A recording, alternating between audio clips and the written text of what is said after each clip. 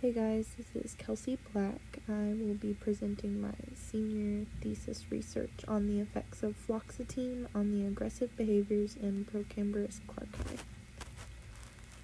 The environmental toxicology class at Central Methodist University brings up water quality and how selective serotonin reuptake inhibitors, or SSRIs, are used to treat depression and are in our water systems due to wastewater effluent discharge. Fluoxetine, or FLX, is the most commonly prescribed antidepressant. In North America and Europe, there is a wide array of research that shows concentrations of fluoxetine in surface water typically range from less than 1 to 350 nanograms per liter. So why this topic? This is actually kind of a funny story because I started out in marine biology at Central Methodist, so I like the aquatic biology, and the toxicology facts were so interesting that I wondered how this was affecting aggression in wildlife. But I started out by researching ocean animals, and they were just really expensive and really hard to find and get shipped to us. So after some deep diving, I realized that crawdad aggression was a great place to look for these effects on our river wildlife. They were a lot cheaper and should have been easier to get. Unfortunately, I started my research in the middle of winter, and it was really hard to find crawdads. Every time that I got them shipped to me, I ended up with a bunch of dead crawdads. So when I got crawdads, I had 4 different 29-gallon aquatic tanks with 4 filtration systems, 31.45 milligrams of fluoxetine, 40 PVC pipe holding chambers, and 40 male crawdads. We bought 5 pounds of crawdads from the Cajun Crab Shack in Columbia, Missouri. I sorted out 40 similar-sized males and placed them into 40 different holding chambers. 10 chambers went into a tank. 1 tank was a control with 0 milligrams per liter of fluoxetine. The second tank had 3.7 milligrams per liter. The third tank had 9.25 milligrams per liter. And the fourth had 18.5 milligrams per liter.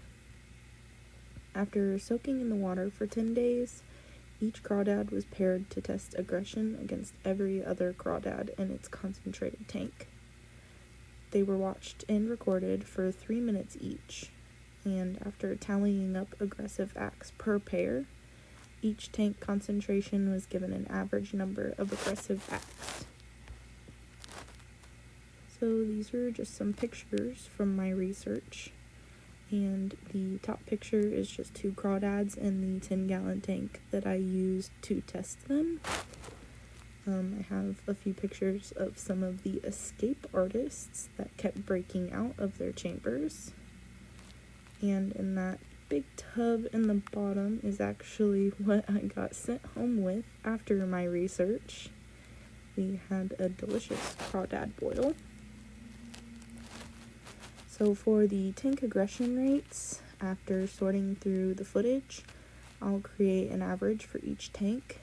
If my hypothesis is supported, the average tank aggression should look something like this, where tank 1 with the 0 milligrams per liter would have about 20.25 average aggressive acts, where tank 2 would have 3.7 milligrams per liter and only 13.25 aggressive acts. Tank 3 with 9.25 milligrams per liter had 8.5 aggressive acts, and tank 4 with the 18.5 milligrams per liter would have only 4.25 aggressive acts. These average numbers are just based on hypothetical data.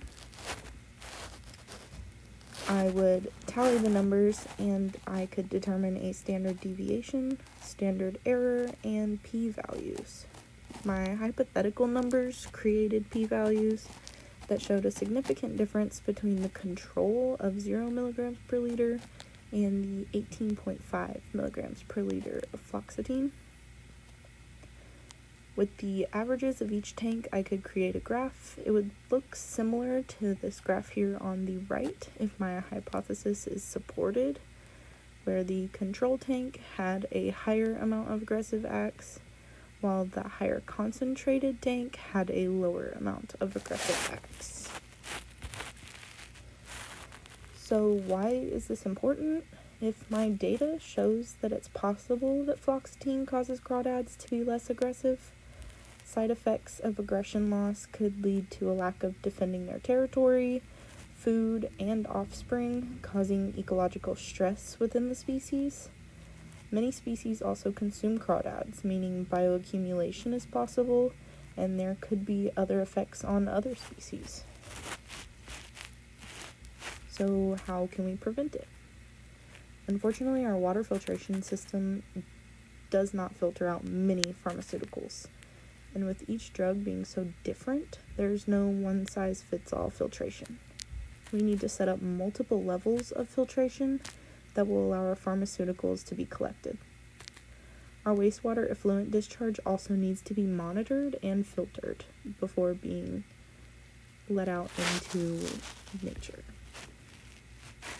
So I just wanted to say thank you guys for listening in. I want to thank my Professor Thurman and Professor Roy and Tisha for helping me out throughout this research. A huge thanks to my mom, who actually finally tracked down some crawdads for me. And thanks to all my friends and colleagues who listen to me complain about the never-ending search for crawdads. Any questions?